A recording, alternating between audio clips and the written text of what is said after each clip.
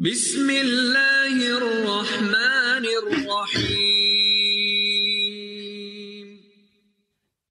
إن الحمد لله نحمده ونستعينه ونستغفره ونعوذ بالله من شرور أنفسنا ومن سيئات أعمالنا من يهده الله فلا مضل له ومن يضلله فلا هادي له وأشهد أن لا إله إلا الله وحده لا شريك له وأشهد أن محمدا صلى الله عليه وسلم عبده ورسوله يا أيها الذين آمنوا اتقوا الله حق تقاته ولا تموتن إلا وأنتم مسلمون يا أيها الناس اتقوا ربكم الذي خلقكم من نفس واحدة وخلق منها زوجها وبث منهما رجالا كثيرا ونساء واتقوا الله الذي تساءلون به والأرحام إن الله كان عليكم رقيبا يا أيها الذين آمنوا اتقوا الله وقولوا قولا سديدا يصلح لكم أعمالكم ويغفر لكم ذنوبكم ومن يطع الله ورسوله فقد فاز فوزا عظيما ألا إن أصدق الكلام كلام الله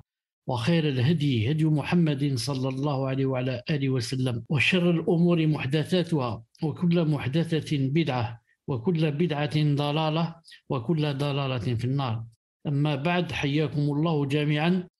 Donc, comme prévu, Inch'Allah ta'ala, voici les règles ou les jugements de Zakat al-Fitr, Inch'Allah ta'ala, d'après un fichier de Cheikh Ibn Uthaymin, rahimahullah ta'ala, qui s'appelle Majalis Shahr Ramadan. Majalis Shahr Ramadan.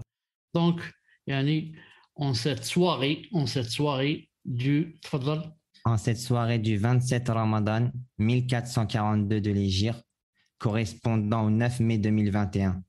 Pour ce cours sur les règles de Zakat al-Fitr de l'érudit, l'imam Mohammed ibn Salih al-Uthaymin, alayhi rahmatullah, expliqué par notre cheikh Abu Abdillah Mohammed Chalabi, hafidhahullah ta'ala.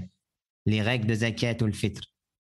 Cheikh ibn Salih al-Uthaymin, rahimahullah, a dit: mes frères, certes Allah vous a légiféré à la fin de votre mois-ci de vous acquitter de l'aumône de la rupture du jeûne, c'est-à-dire Zakat al-Fitr, avant la prière de l'Aïd. Nous allons parler, durant cette assise, de son jugement, de sa sagesse, de sa nature, de sa quantité, le moment où elle devient obligatoire, le moment de la sortir, et enfin, le lieu où la sortir. Premièrement, son jugement. C'est une prescription prescrite par le messager d'Allah alayhi salatu wassalam aux musulmans. Or, ce que le messager d'Allah sallallahu alayhi wa sallam a prescrit ou ordonné a le même jugement que ce que Allah a prescrit ou ordonné. Allah Ta'ala a dit, selon une traduction du sens, quiconque obéit au messager obéit certainement à Allah, et quiconque tourne le dos, nous ne t'avons pas envoyé à eux comme gardiens. An-Nisa, verset 80. Donc on a dit que la Zakat al-Fitr était une prescription prescrite par le messager sallallahu alayhi wa sallam aux musulmans. Or, quand on va dire que c'est une prescription prescrite par le messager alayhi wa sallam, certains juhal par exemple, certains nouveaux en islam, vont croire que donc, ce n'est pas une obligation. Parce que l'obligation pour eux, c'est seulement ce qui vient d'Allah Azza wa Jal, ce qu'il y a dans le Coran.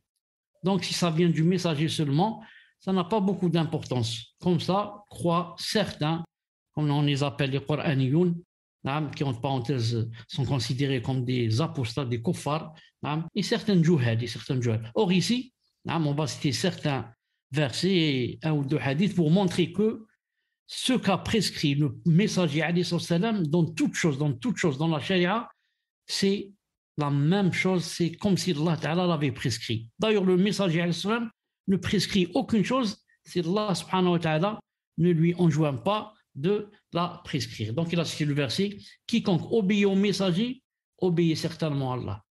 Donc si c'est le messager qui a prescrit Zakat al-Fitr, toi, si tu lui obéis, tu as obéi certainement Allah Azza wa Jal. Naam.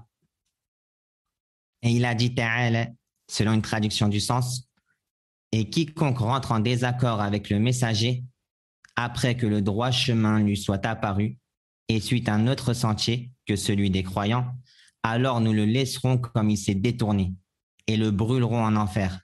Et quelle mauvaise destination. An-Nisa, verset 115. Dans le verset qui a précédé ce verset, on a montré que quiconque obéit au messager, alayhi salam, en fait, il a obéi à Allah. Maintenant, on montre le contraire. Et quiconque rentre en désaccord avec le messager, alayhi salam, qu'est-ce qui va lui arriver? Alors nous le laisserons comme il s'est détourné et le brûlerons en enfer. Et quelle mauvaise destination. Donc, pour montrer que celui qui veut contredire le prophète sallallahu alayhi wa sallam ou veut rentrer en désaccord avec lui, alors il sera brûlé en enfer. Et quelle mauvaise destination que Allah Azza wa Jalla nous préserve. Et il a dit ta'ala, selon une traduction du sens, ce que le messager vous prescrit, prenez-le. Et ce qu'il vous interdit, abstenez-vous-en. Al-Hashr, verset 7. Et Allah Ta'ala a dit aussi, ce que le messager vous prescrit, alors il faut l'appliquer, l'exécuter. Et par contre, ce qu'il vous interdit, abstenez-vous-en. Tout cela pour qu'on sache que ce que prescrit le messager, c'est exactement ce que Allah Azza wa Jalla a prescrit. Le messager alayhi salatu wassalam a dit « Peu s'en faut que ne vienne un jour où l'un d'entre vous, rassasié, sera installé sur son divan. Et lorsqu'on lui rapportera les choses que j'ai prescrites, il dira « Entre vous et nous se trouve le livre d'Allah. Ce que nous y trouvons de licite, nous le suivons. Certes, ce qu'a interdit le messager d'Allah alayhi salatu wassalam est comme ce qu'Allah a interdit. » Voir Silsilat al-Sahiha numéro 2869. Donc dans ce hadith, le prophète sallallahu alayhi wa sallam, subhanallah al-azim, c'est comme Allah Azza wa Jalla lui a levé comme ça, comme un rideau, pour qu'il puisse voir quelque chose de l'avenir. Alors imaginez ce qu'il a dit. Il a dit, peu s'en faut que ne vienne un jour, et ce jour bien sûr est venu, où l'un d'entre vous, rassasié, écoute bien, lorsqu'il remplit son ventre, maintenant il n'a plus rien à dire, il veut chanter, qu'est-ce qu'il va dire? Installé sur son divan. Donc le divan n'existait pas au temps du prophète, mais il a su que donc il sera installé sur son divan. Et lorsqu'on lui rapportera les choses que j'ai prescrites, on va lui dire le prophète a dit ceci, a dit cela, a ordonné ceci, a ordonné cela. Qu'est-ce qu'il va dire? Il dira, entre vous et nous se trouve le livre d'Allah. Ce que nous y trouvons de licite, nous le suivons. C'est-à-dire, nous, on ne suit pas ce qu'a dit le message. Ce qu'il y a entre vous et nous, c'est le Coran. Ramène-moi ce que tu dis, qu'il existe dans le Coran. Si nous trouvons quelque chose de licite, nous le suivons. Et si nous trouvons quelque chose de haram aussi, nous la délaisserons. Mais, nous suivons seulement ce qu'il y a dans le Coran. C'est la secte des Qur'aniyoun, qui sont un peu partout éparpillés dans le monde, en Angleterre, en Allemagne, en France, aux États-Unis, partout ils existent. Ils disent on croit seulement au Coran, pas au hadith. Pourquoi? Il dit le hadith, peut-être que celui qui l'a rapporté s'est trompé, peut-être qu'il a oublié, peut-être ceci, peut-être cela. Ceux-là, les musulmans ont dit, ce sont des kuffars. Car, si au moins ils avaient dit, on suit seulement les hadiths, par exemple, mutawatir. On ne suit pas tous les hadiths, par exemple. Au moins, ça c'est grave, mais à la rigueur. Pourquoi j'ai dit ça? Parce que si on ne suit pas le prophète sallam, ces hadiths, donc qu'est-ce qu'on fait des versets où ils disent obéissez à Allah, obéissez au message. Mais au moins, si tu suis au moins le mutawatir, peut-être tu peux dire ya Allah, moi j'ai suivi le messager al-Salam, mais seulement dans les hadiths mutawatir. Même cela n'est pas possible, c'est des bid'a qui dit comme ça. Mais ceux-là, ils disent non, seulement ce qu'il y a dans le livre, on le suit. Alors le messager a dit, sallallahu alayhi wa sallam, certes, ce qu'a interdit le messager d'Allah est comme ce qu'a interdit Allah Azza wa Jalla. C'est la même chose. Ce qu'a interdit le messager d'Allah, c'est comme ce que Allah Azza wa Jalla a interdit. Donc il n'y a pas d'excuse à quelqu'un qui dit, si on lui rapporte un jugement d'une chose, il dit ça c'est un hadith, c'est pas un verset. On lui dit, certes, ce qu'a interdit ou ordonné le messager, c'est comme ce qu'Allah a interdit ou ordonné. Non. C'est une prescription qui incombe à l'adulte comme à l'enfant, à l'homme comme à la femme, au libre comme à l'esclave parmi les musulmans. Abdullah ibn Umar radiallahu anhuma rapporte: le messager d'Allah alayhi salatu wassalam a imposé l'aumône de la rupture du jeûne de Ramadan d'un sa' de date ou d'orge pour tout individu, esclave ou libre, homme ou femme, enfant ou adulte parmi les musulmans, par Al-Bukhari et Muslim. Donc, cette aumône qui s'appelle Zakatul Fitr, naam, elle est obligatoire pour tout individu musulman, il a dit ici, qu'il soit esclave ou libre, qu'il soit homme ou femme, qu'il soit enfant ou adulte, à condition seulement qu'il soit un musulman. Elle n'est pas obligatoire dans le cas du fœtus dans le ventre de sa mère, sauf si on veut le faire en tant qu'œuvre surérogatoire. Alors il n'y a pas de mal à le faire. En effet, l'émir des croyants Uthman, radiallahu anhu, l'a donné pour le fœtus. Pour le bébé qui se trouve dans le ventre de sa mère, ce n'est pas une obligation de donner zakat fitr pour lui. Naam. Mais si quelqu'un veut la donner en ce sens que c'est seulement recommandé, il peut la donner comme Uthman ibn Affan, radiallahu ta'ala anhu, l'émir des croyants, l'a donné. Mais on ne peut pas dire qu'elle est obligatoire, bi'idhnillahi ta'ala. Il est obligatoire au jeûneur de la donner pour lui-même, ainsi que pour ceux dont il a la charge, comme l'épouse ou un proche, qui n'ont pas la capacité de la donner pour eux-mêmes. En revanche, s'ils le peuvent, il est prioritaire qu'ils la sortent pour eux-mêmes, car c'est à eux que s'adresse l'obligation à l'origine. Pour la zakat al-fitr, le mieux, c'est que la personne elle-même, qui a les moyens, on va voir c'est quoi les moyens, de la donner, de la faire sortir. Mais si quelqu'un d'autre va la sortir à la place de cette personne et que cette personne a consenti pour que la personne la sorte, alors c'est possible. Surtout si cette personne, c'est par exemple le tuteur, celui qui a la famille en charge, comme par exemple le père. Si le père dit à ses enfants, je vais sortir la zakat à votre place, ils disent d'accord, il n'y a pas de problème.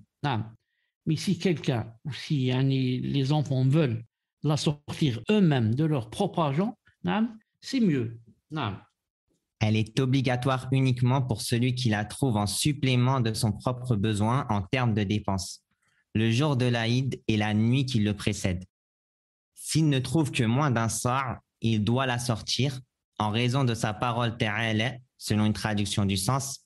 Craignez donc Allah autant que vous le pouvez. At-Taghabun, verset 16. Elle est obligatoire uniquement pour celui qui la trouve en supplément de son propre besoin en termes de dépenses, c'est-à-dire le jour de l'Aïd et la nuit qui le précède. Pour savoir quelle est la personne qui doit sortir la zakat al-fitr et quelle est la personne qui ce n'est pas obligatoire pour elle de la sortir.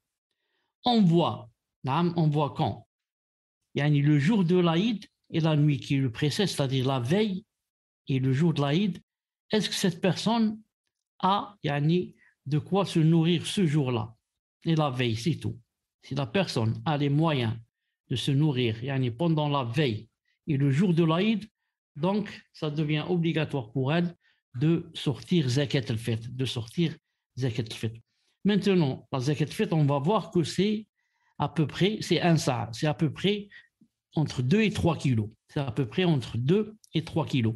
Maintenant, si une personne, elle sait que la zakat est obligatoire pour elle, zakat al-fitr, mais elle n'a par exemple qu'1 kilo au lieu de 2,5 ou de 3 kilos de riz, par exemple. Elle a seulement 1 kilo de riz, seulement 1 kilo de lentilles, seulement une livre, même pas 1 kilo, 1 livre de lentilles. Est-ce qu'elle dit, je la fais sortir, ou bien il faut 2,5 kg ou 3 et moi je n'ai pas le sa', donc je ne sors pas. Ici, il dit quoi? S'il ne trouve que moins d'un sa', il doit la sortir en raison de sa parole d'Allah. Craignez donc Allah autant que vous le pouvez. Et moi, je n'ai que un petit peu. Ce petit peu, je le donne, et je crains Allah subhanahu wa ta'ala. Et la parole du prophète, alayhi salatu wassalam, quand je vous ordonne une chose, faites ce dont vous en êtes capable. Rapporté par Al-Bukhari et Muslim. Et la même chose, la preuve aussi, le hadith. Quand je vous ordonne une chose, faites ce dont vous en êtes capable. Ici, je suis capable de donner seulement 1 livre de lentilles. C'est tout ce que je peux donner, donc je donne ça et je rentre dans ceux qui ont craint Allah Azza wa Jal. Deuxièmement, sa sagesse. Quant à sa sagesse, elle est très apparente. En effet, on y trouve une bienfaisance envers les pauvres, une protection pour eux d'avoir à mendier durant les jours de l'Aïd, pour qu'ils puissent partager la joie et le plaisir des riches, et afin que ce soit une fête pour tous. Donc, sa sagesse, elle est très apparente. On va citer quelques points qui montrent cette sagesse. Le premier point montre au moins 4 choses. Premièrement, c'est une bienfaisance envers les pauvres. On a été bienfaisant envers les pauvres en leur donnant la zakat al-fitr. Deuxièmement, c'est une protection pour eux d'avoir à mendier durant les jours de l'Aïd. Donc, quand je lui ai donné ma zakat, je l'ai protégé, donc il ne va pas mendier pendant les jours de l'Aïd. Troisièmement, il va partager la joie et le plaisir des riches, pour qu'ils puissent partager la joie et le plaisir des riches. C'est maintenant, on a cette zakat, il ne mendie pas, il se considère comme un riche, Inch'Allah Ta'ala. Et enfin, afin que ça soit une fête pour tous. Tout le monde est content, tout le monde est gai, tout le monde est joyeux, tout le monde est rayonnant de bonheur. Alhamdulillah. Autre point. Il s'y trouve aussi le comportement de la générosité et l'amour de consoler les autres. En la donnant, c'est une preuve que la personne qui a donné est généreuse et qu'elle aime autrui et qu'elle fait des efforts pour faire entrer le bonheur dans le cœur des autres et le sourire sur les lèvres des visages des autres. Troisième point. Elle contient une purification pour le jeûneur envers ce qui est survenu dans son jeûne comme manquement, futilité et péché. Nous, quand on a jeûné pendant le Ramadan, sûrement qu'il y a eu des manquements. Alhamdoulilah, c'est une purification pour tout manquement. Il y a eu aussi des futilités. On a dit des choses futiles, des choses qui peut-être même ne sont pas bien à dire. Alhamdoulilah, c'est une purification. On a fait aussi quelques péchés. Alhamdoulilah, zakat al-fitr, c'est une purification. Alhamdoulilah, c'est une grande ni'ma. Quatrième point. On y trouve aussi la manifestation du remerciement d'Allah pour son bienfait, qui est d'avoir pu parachever le jeûne du mois de Ramadan, d'avoir veillé ses nuits en prière et d'avoir pratiqué ce qui a été facilité comme bonnes œuvres. Alhamdulillah, dans le quatrième point, on trouve la manifestation claire du remerciement d'Allah Azza wa Jal pour son bienfait. Qui est quoi son bienfait? Qui nous a aidés à parachever le jeûne du mois de Ramadan. D'abord, avant cela, qui nous a aidés à arriver à ce mois. On aurait pu mourir avant d'arriver au Ramadan. Mais alhamdoulilah, on est arrivé, on a jeûné, on a parachevé le jeûne. Ensuite, on a veillé les nuits à prier, de même qu'à pratiquer, à pratiquer ce qui ravit Allah subhanahu wa ta'ala, et tout ça, ça vient de lui subhanahu wa ta'ala.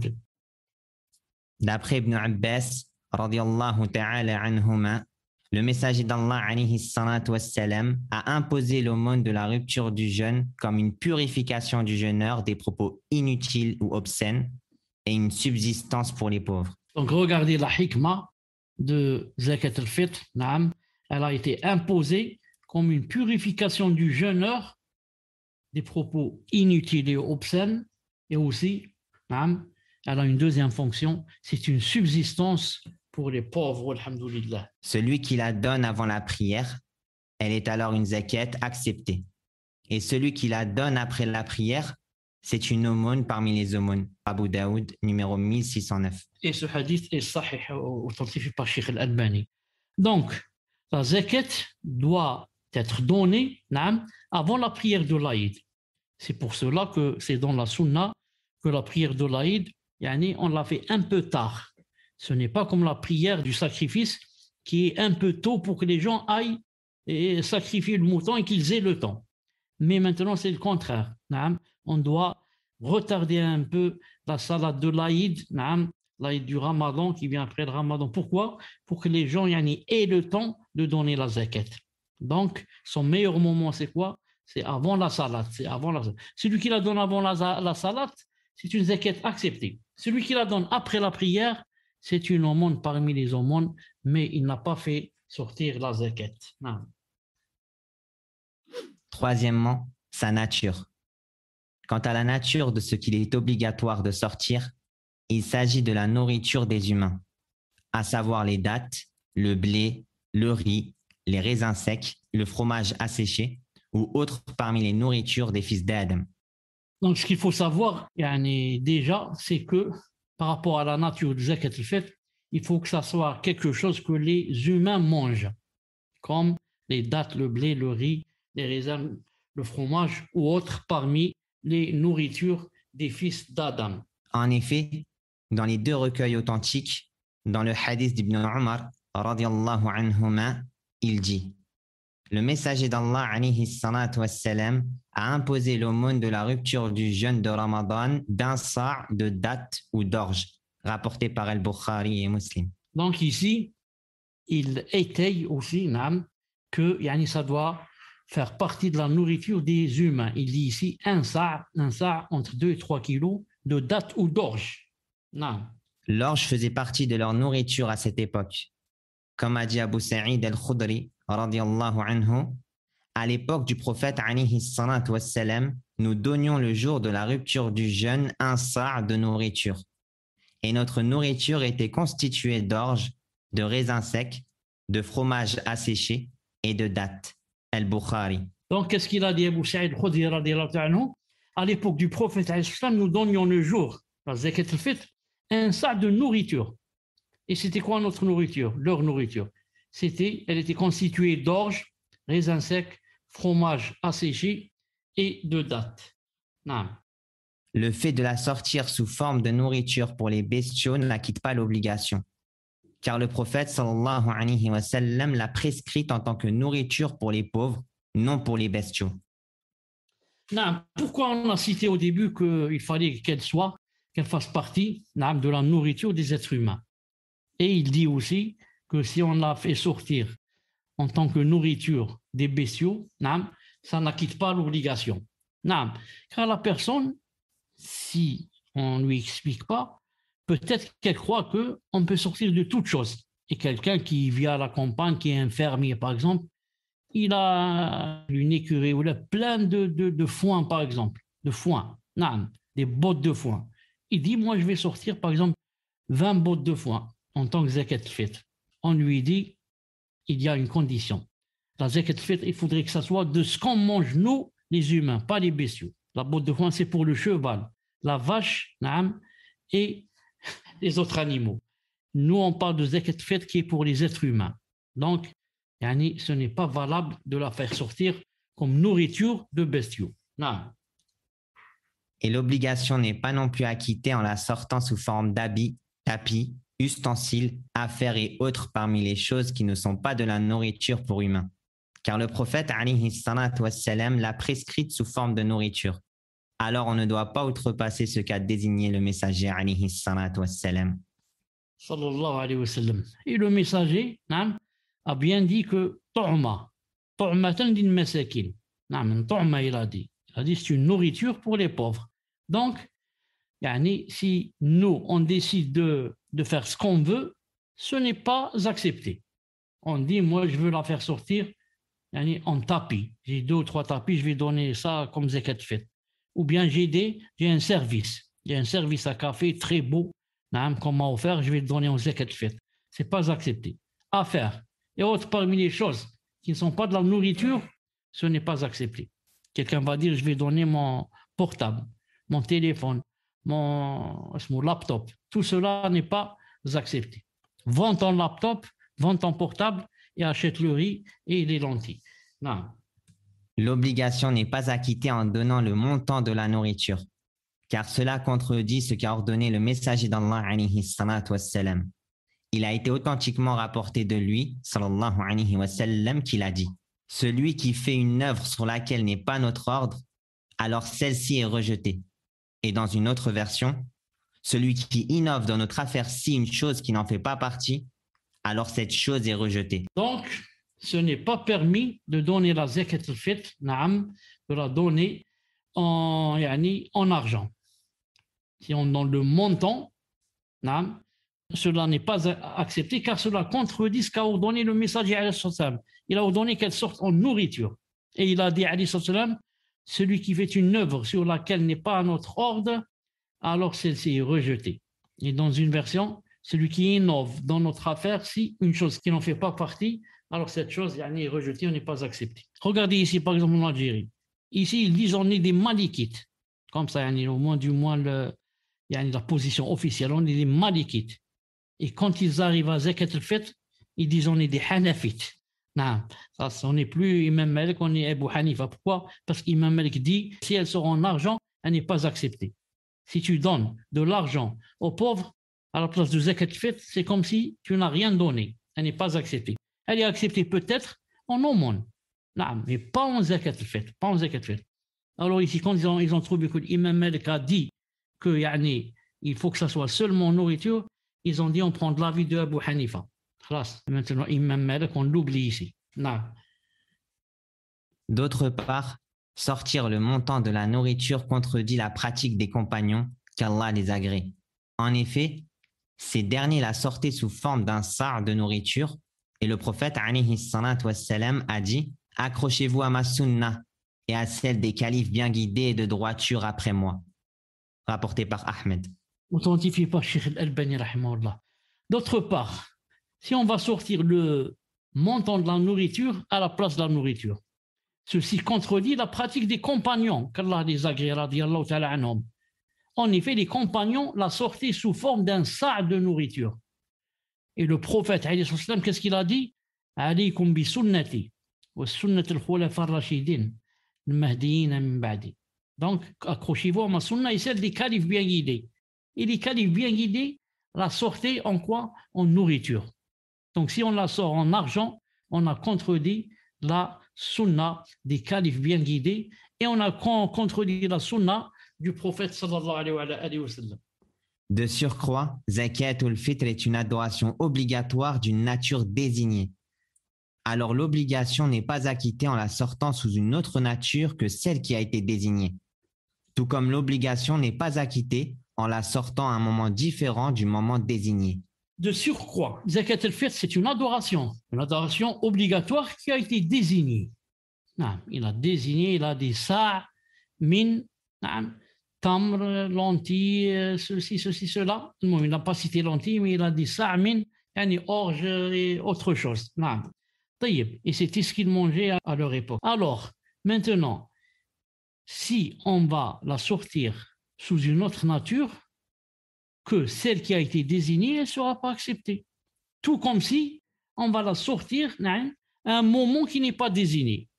Est-ce qu'on peut sortir Zakat al-Fitr, par exemple, un mois avant le Ramadan ou au début du Ramadan? Non, on ne peut pas. Non, il faut que ça soit à la fin. Ça. Est-ce qu'on peut sortir Zakat al-Fitr 2 mois auparavant? On ne peut pas. Comme elle a un moment spécial, elle a aussi une nature spéciale. Non. De plus, le prophète alayhi salatu wassalam a désigné différentes sortes de nourriture dont les montants diffèrent pour la plupart. Si on devait considérer le montant, l'obligatoire aurait été de sortir un sa' d'une certaine sorte, en plus de ce qui équivaut à sa valeur parmi les autres sortes. S'il fallait, ou là on pouvait, ou là c'était obligé, de la sortir en argent. Nous on voit que le prophète sallallahu alayhi wa sallam a désigné différentes sortes. Et ces sortes varient par rapport au prix d'une sorte à l'autre. Si on va voir, je donne un exemple très simple. On va prendre par exemple le riz. Le riz, par exemple, il fait par exemple, disons maximum, par exemple, il fait, disons, je parle du riz moyen, pas le basmati, le cher. Le moyen qu'on mange nous tous. Si on va mettre son prix par exemple à 100 dinars, on va voir que les dattes, c'est cher. Les dattes, et même les raisins secs, c'est cher. L'autre 100 dinars, et l'autre peut-être, les dattes, peut-être, on va arriver jusqu'à, par exemple, jusqu'à 1000. Donc, si on devait donner en argent, si je vais choisir par exemple le riz, il y a une grande différence d'argent entre le riz et les dattes. Donc, je donne le riz et je donne la différence qu'il y a entre le riz et les dattes. Je donne le riz, voilà le riz, et voilà, je lui donne l'argent, يعني تقريبا مش عارف combien, يعني 100 ou 200 ou مش عارف combien, يعني qui est la différence entre le prix يعني du riz et le prix des dattes. Donc c'est une preuve que يعني il faut la sortir seulement en nourriture. Enfin, sortir le montant fait perdre à la zakat ou le fitr sa valeur de rite apparent pour en faire une aumône cachée. En revanche, la sortir sous forme d'un sar de nourriture la rend manifeste entre les musulmans, connu du petit comme du grand. Ils voient sa pesée, sa distribution, ils font connaissance de leurs aumônes les uns les autres, contrairement au cas où elle est donnée sous forme de dirham que sort la personne, de manière cachée entre elle et celui qui la reçoit. Si on va donner la zakat al-fitr, en montant, ça va lui faire perdre sa valeur de rite apparent. Car ça va devenir quoi? Ça va devenir quelque chose de caché. Je vais chez le pauvre, je frappe à la porte, il sort, je lui donne l'argent, il rentre. Donc personne ne nous a vus, et c'est devenu quelque chose de caché entre moi et le pauvre. Alors que zakat al-fitr, c'est pas ça le but. Le but, c'est de faire d'elle un rite apparent. Un rite apparent. C'est pour ça que si on va la donner sous forme de nourriture, ça la rend manifeste entre les musulmans. Elle va être connue du petit comme du grand. Tout le monde voit sa pesée. Tout le monde voit sa distribution, qu'on est en train de la distribuer. Ils font connaissance de leurs aumônes les uns les autres. C'est pour cela que si maintenant on va la donner en argent, son rite ne sera plus apparent. Et personne ne sait que c'est zakat al-fitr et qu'on doit donner maintenant zakat al-fitr. Quatrièmement, sa quantité. Concernant la quantité de la zakat ou le fitr, il s'agit d'un sa' de la mesure du sa' du prophète alayhi salatu wassalam, dont le poids atteint, en termes de mithqal, 480 mithqal de blé de bonne qualité. En kilos, il s'agit de 2,04 kg de blé de bonne qualité. En effet, le poids du mithqal est de 4,25 grammes. L'équivalent de 480 mithqal est donc 2040 grammes. Si la personne veut connaître le sa' prophétique, qu'elle pèse 2 kg et 40 grammes de blé de bonne qualité, puis elle les met dans un récipient qui prend cette quantité en le remplissant, puis elle s'en sert pour mesurer le volume. La zakat al-fitr, c'est quoi? C'est un sa'. Il s'agit d'un sa'. Un sa', c'est quoi? C'est, on va regrouper les deux mains ouvertes. J'ouvre mes deux mains, je les colle les unes à l'autre. Il faut que ça soit les mains d'un homme qui a des mains moyennes, pas petites, comme en général les mains d'une femme, ni très grandes, qui sortent de l'ordinaire, mais quelqu'un de moyen. Il regroupe ses deux mains et il les fait rentrer, par exemple, dans un sac, par exemple, de blé. Il remplit les deux mains, il les met de côté. Ça, c'est une fois. Il fait la même chose la deuxième fois. Ensuite, il remplit ses deux mains la troisième fois. Il remplit ses deux mains la quatrième fois. Ensuite, on pèse ce qu'on a maintenant de côté, ce qui a été rempli 4 fois par les deux mains. Ça s'appelle un sa'. Les savants ont dit ça donne à peu près entre 2 kilos et 3. Cheikh Ben Uthaymin rahimahullah ta'ala dit 2 kilos 40 grammes. Cheikh Ben Baz rahimahullah ta'ala dit 3 kilos. Il dit pour être sûr, on donne 3. Il a dit l'ahwat. Il a dit c'est possible 2 et quelques, c'est valable. Mais il a dit pour être plus sûr, on donne 3. Cheikh Ben Uthaymin a dit 2 kilos et quelques, ça suffit. Mais à la fin du cours, il y a comme un fichier où il y a par gramme ce qu'il faut sortir. Par gramme, ce qu'il faut sortir. Juste, j'ouvre une petite parenthèse. Des fois, la personne, par exemple, elle va sortir sa zakat en, qu'est-ce qu'il a dit ici? Blé, en blé. En blé, c'est 2 kilos 40 grammes. Il ne va pas quand même être... comment on dit, minutieux ou judicieux au point de dire donnez-moi 40 grammes de blé. Au moins 2 kilos 100, au moins 2 kilos 100. Et mieux 2 kilos et demi. 2 kilos et demi de blé. نعم. C'est pas يعني 40 grammes, on va يعني faire la tijara avec Allah subhanahu wa ta'ala en donnant 1 gramme de plus, 1 gramme de moins. نعم. Et donne 2 kg 100 خلاص. Mais les savants ont dit, si tu donnes 2 kg 40 comme il se doit, tu as fait يعني l'obligatoire. Alhamdoulilah. Personne ne te donne de donner en plus.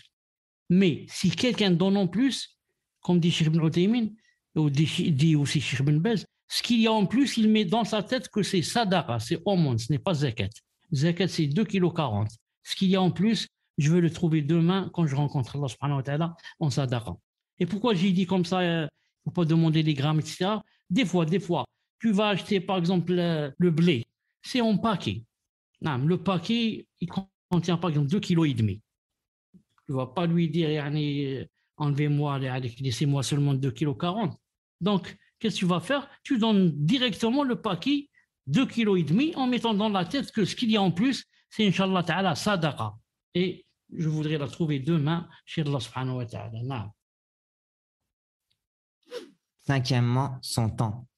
Concernant le temps de l'obligation de l'aumône de la rupture, c'est au moment du coucher du soleil, la nuit qui précède l'Aïd. La personne concernée par l'obligation à ce moment a l'obligation de la sortir, sinon non. Par conséquent, s'il meurt avant le coucher de soleil, même de quelques minutes, l'aumône de la rupture ne lui est pas obligatoire. Et s'il meurt après, même de quelques minutes, il est obligatoire de sortir son aumône. Et si une personne naît après le coucher, même de quelques minutes, il n'est pas obligatoire de sortir son aumône. Toutefois, c'est une sunna de le faire, comme vu précédemment.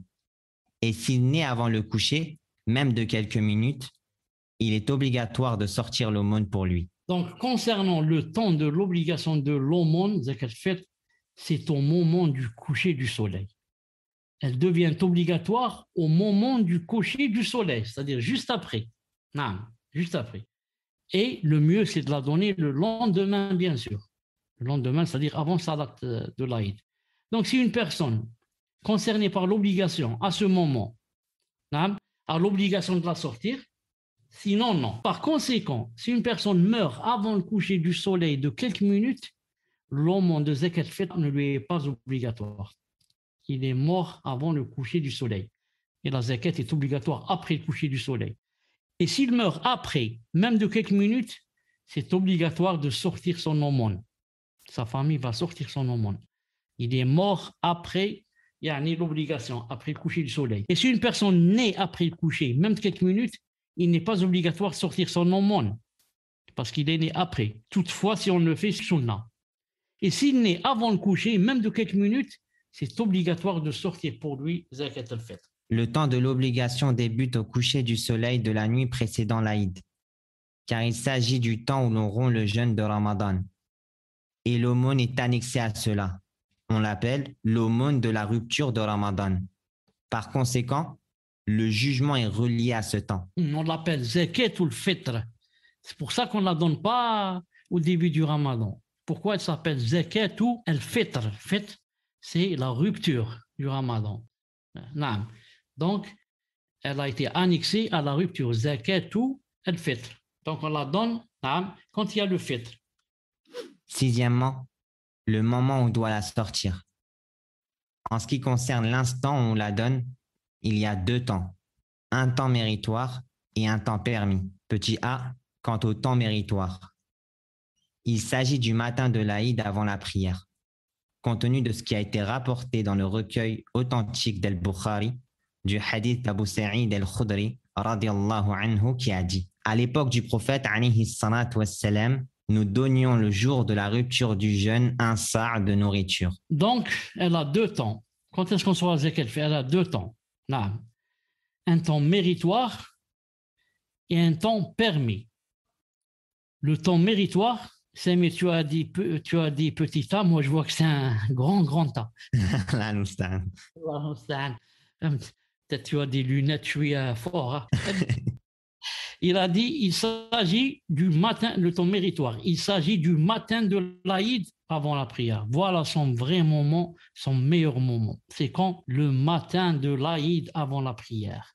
À cause du hadith de Abi Sa'id al-Khudri qui a dit, radiyallahu ta'ala anhu, à l'époque du prophète, sallallahu alayhi wa sallam, nous donnions le jour de la rupture du jeûne un sa' de nourriture.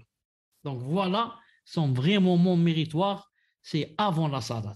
C'est avant la salat de l'Aïd. Et dans le hadith d'Ibn Omar, radiyallahu anhuma, le prophète alayhi salatu wassalam, a ordonné qu'on s'acquitte de l'aumône de la rupture du jeûne avant que les gens ne se rendent à la prière, rapporté par Muslim. Donc c'est, comme on a dit, avant d'aller à la prière bi'idhnillahi ta'ala. C'est pourquoi il est meilleur de retarder la prière de l'Aïd le jour de la rupture afin que s'élargisse le temps où l'on peut sortir l'aumône. C'est pour ça qu'il est demandé à l'imam de retarder un peu la salat de l'Aïd. Pourquoi? Pour que les gens puissent sortir l'aumône bi'idhnillahi ta'ala. Grand B. Grand B, B majuscule. Quant au temps de permission, il s'agit d'avant l'Aïd d'1 ou 2 jours. Dans le recueil authentique d'Al-Bukhari, d'après Nafi' qui dit « Ibn Omar donnait pour l'enfant et l'adulte. Il donnait même pour mes enfants. Il l'a donné à ceux qui l'acceptaient et il la recevait avant la rupture d'1 jour ou 2. Il n'est pas permis de retarder la sortie de l'aumône après la prière de l'Aïd. S'il la retarde après la prière de l'Aïd sans excuse, elle ne sera pas acceptée de lui, car elle déroge à ce qu'a ordonné le messager d'Allah alayhi salatu wassalam. Donc on a vu que le moment c'était, il y a 2 moments. Le moment méritoire qui est avant la salat, juste avant la salat. Et le moment de permission, c'est de la donner 1 ou 2 jours avant l'Aïd. Car il faut dire la vérité. Si on va laisser jusqu'à avant salat de l'Aïd, ce sera très difficile. Comment trouver le pauvre là avant la salat de l'Aïd et où le trouver?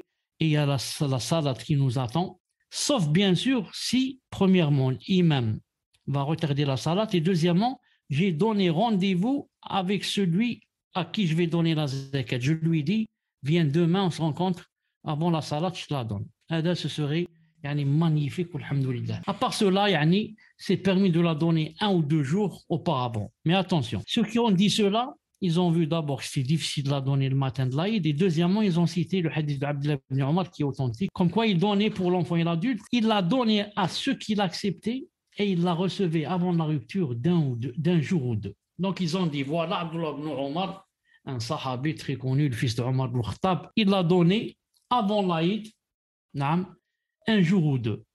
Il l'a donné à ceux qui l'acceptaient et il l'a recevait avant la rupture 1 jour ou 2. Donc, nous aussi, on va donner la zakat 1 jour ou 2 avant l'Aïd. Mais, on dit attention, il faut bien comprendre ce que faisait Abdullah ibn Omar et ce que veut dire ce hadith. Quand il a dit, c'est Nafi' qui dit, qui parle d'Ibn Omar, quand Nafi' a dit qu'Abdullah ibn Omar l'a donné 1 jour ou 2 avant, il l'a donné à ceux qui l'acceptaient et qui la recevaient avant la rupture 1 jour ou 2, il ne parlait pas des pauvres. Il n'a donné pas aux pauvres qui la recevaient 1 jour ou 2.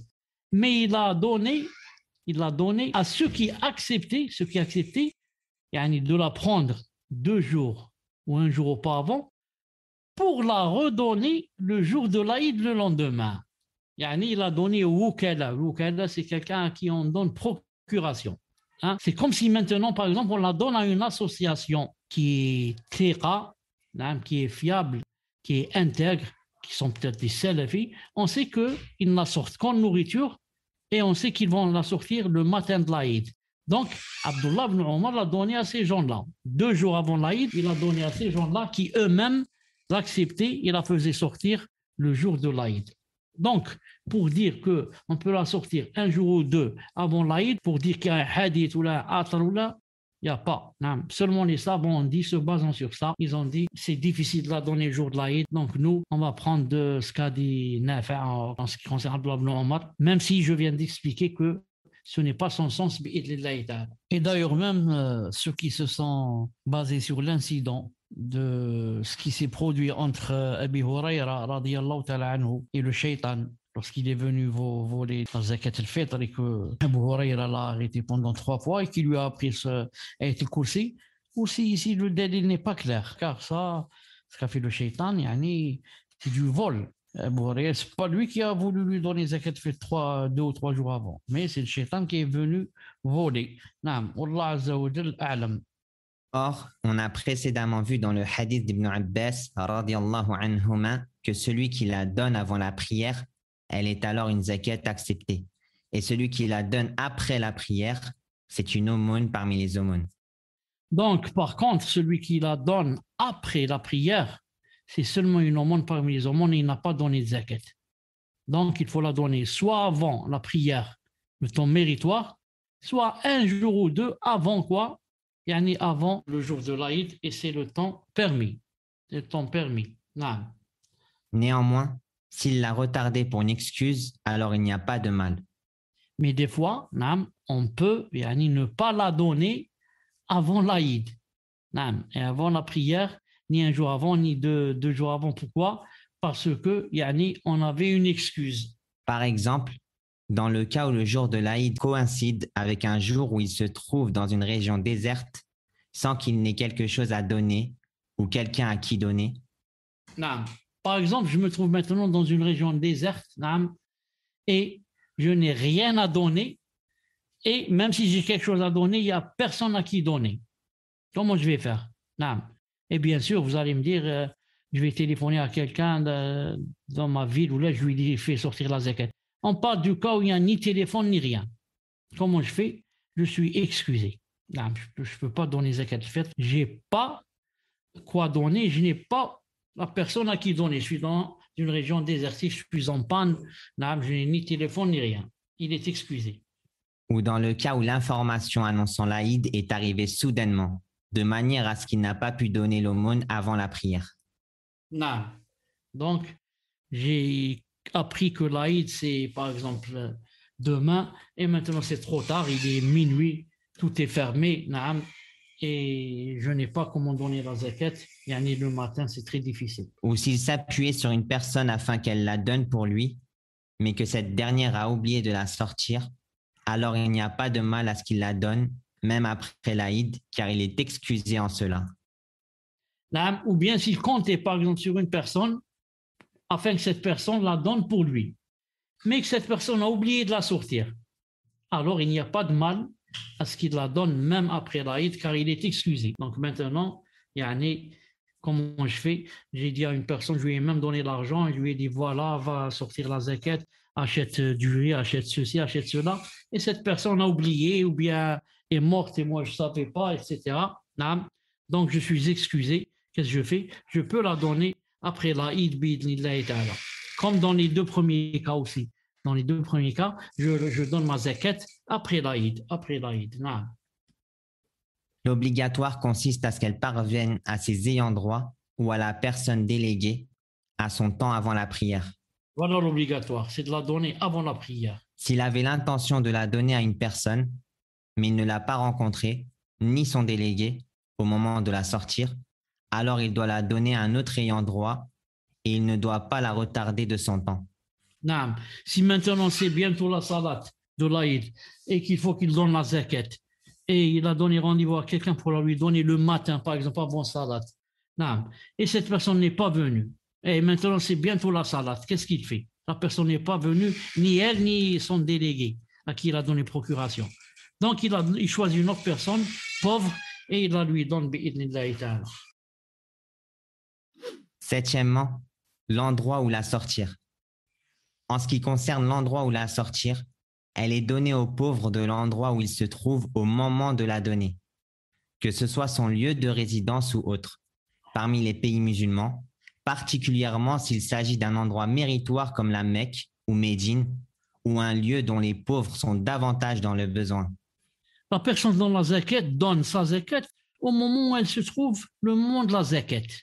Si maintenant il y a des difficultés à la donner au moment où je suis, comme on a dit, on a vu plusieurs fois, il délègue quelqu'un dans son pays, il téléphone à son fils ou à son père, là, il lui dit, fais sortir la zakat à ma place, il n'y a pas ici, où donner la zakat.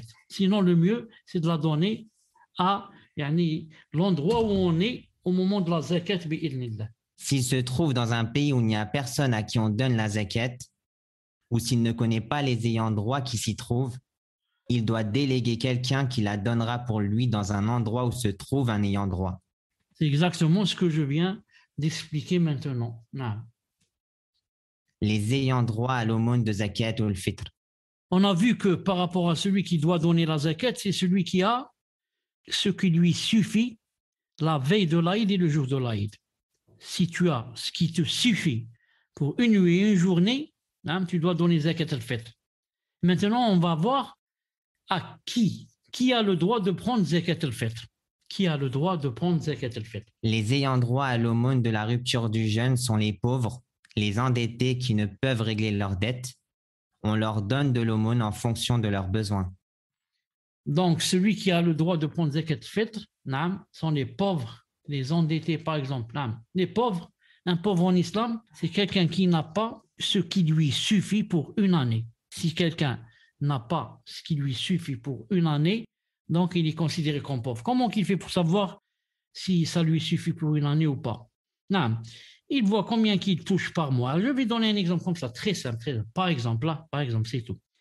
Samir, compte avec moi. S'il touche par exemple 100 euros par mois, combien ça va lui faire pendant une année? 1200. 1200 euros par an. Et lui, il dépense par an, par exemple, 3000. 3000. Alors, est-ce que 1000, ça suffit? Ça suffit pas. Les savants disent, celui qui n'a pas du tout ce qui lui suffit pendant une année, ou a moins de la moitié, on l'appelle, donc on dit de lui que c'est un pauvre.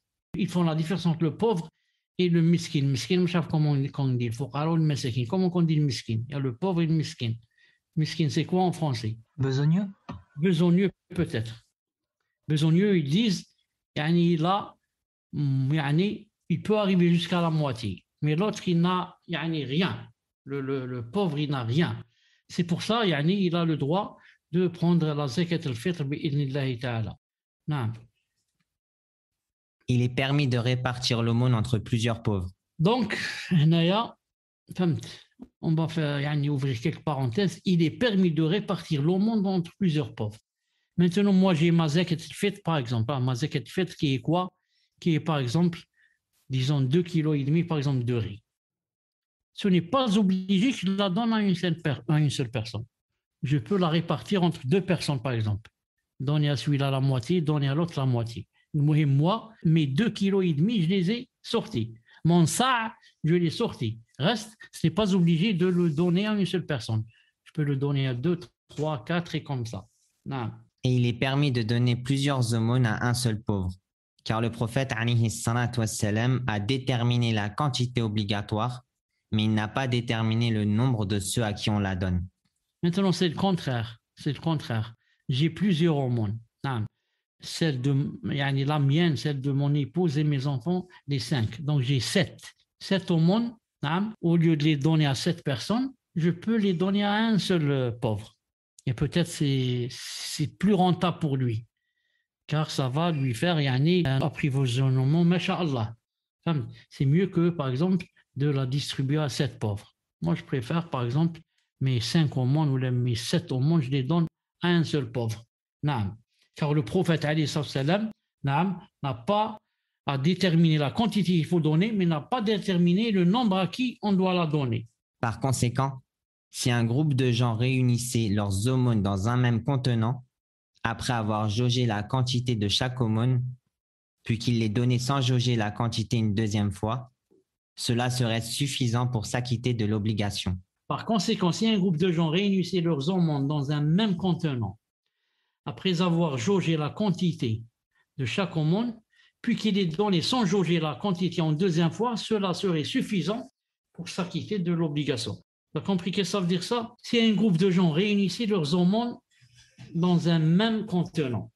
Supposons un grand sac, on va mettre mon aumône, l'aumône de mes enfants, l'aumône de mes voisins, ça va donner par exemple 20 aumônes, 20 zakat al-fitr, on va les mettre dans un grand sac ou 30 aumônes.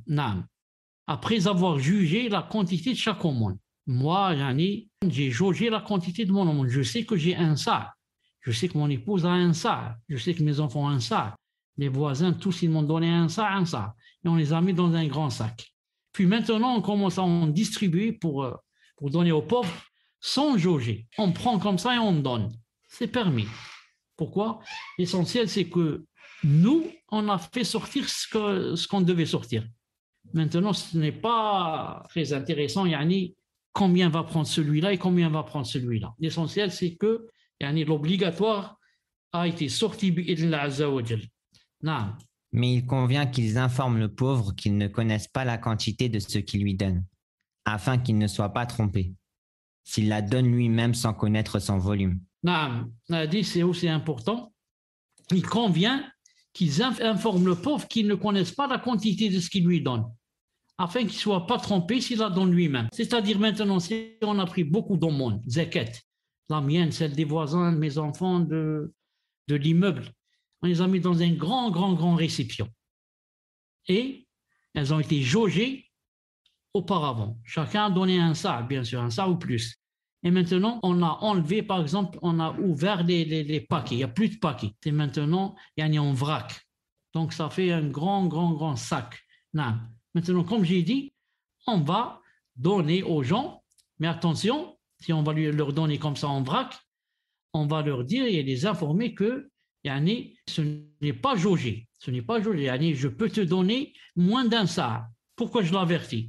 Parce que peut-être lui, il va dire, puisqu'on m'a donné tant, donc ce temps, je vais le donner moi aussi comme zakat fête. Parce que le pauvre, quand on lui donne zakat fête, lui aussi, il a le droit de prendre de cette zakat et donner sa zakat. Donc, puisque tu lui as donné, il va croire que tu lui as donné un sa et plus, et il va dire, voilà, je donne. Non, on lui dit, attention, nous, on a jaugé, certes, auparavant, ensuite, on a mis tout en vrac.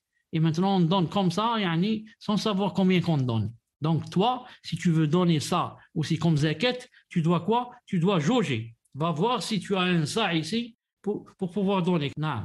Enfin, sache qu'il est permis au pauvre, s'il prend l'aumône d'une personne, de la donner pour lui ou un autre de sa famille, s'il l'a jaugée, ou si celui qui la lui a donnée l'a informé qu'elle est complète et qu'il a confiance en ses propos. Voilà, enfin, sache qu'il est permis au pauvre, s'il prend l'aumône, de la donner aussi, lui aussi, il peut la donner en zakat. Tu donnes à quelqu'un la zakat, et lui aussi, il donne la zakat.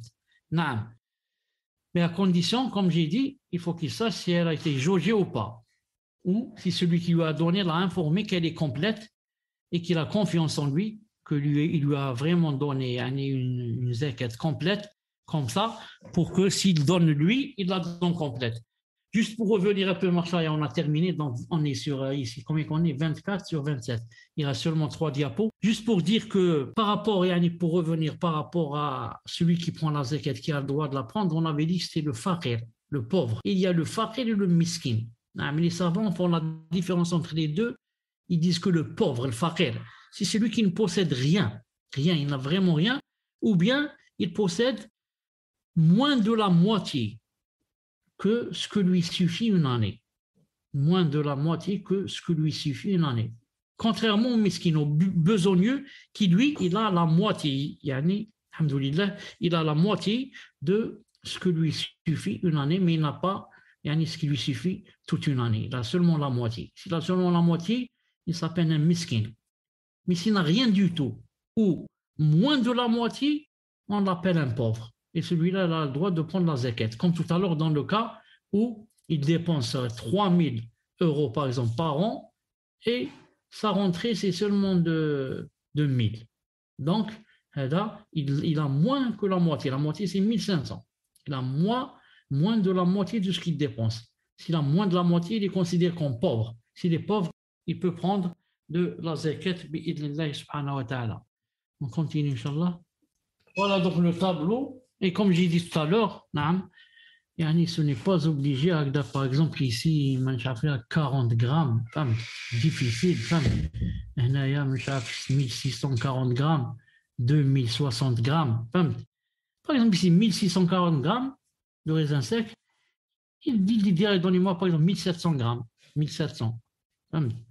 2060, ça fait 2 kg 60 grammes. Il dit carrément, donnez-moi 2 kg 100, par exemple. Ou alors 2 kg 500. Et comme ça. Donc voilà, Inch'Allah ta'ala, pour le tableau. Si vous voulez prendre une capture d'écran, prenez-la, parce que je vais fermer le salon. Bi'idhnillahi ta'ala. Samir, as-tu quelque chose à dire? Naam, Cheikh. Je publierai le tableau juste après le cours sur la chaîne Telegram du Cheikh, Inch'Allah ta'ala. C'est bien, c'est très bien. Jazakallah khairan. Kamel, tu es là? نعم شيخ. واش راك لاباس بخير؟ الحمد لله أحسن الله إليكم شيخ بارك الله فيكم على هذا الدرس. Pour été long, قدر الله ما شفعل, mais il fallait que je le finisse comme ça. C'est mieux que de le diviser en deux. Peut-être la personne va écouter le premier cours, on va pas écouter la fin. Et il y aura beaucoup de manquements, ça. نعم. طيب سبحانك اللهم وبحمدك أشهد أن لا إله إلا أنت أستغفرك وأتوب إليك وسأحفظكم. صحفتكم شيخ، أحفظكم جزاكم شيخ. الله خيرا، بارك الله فيكم شيخ. السلام عليكم. السلام ورحمة الله وبركاته.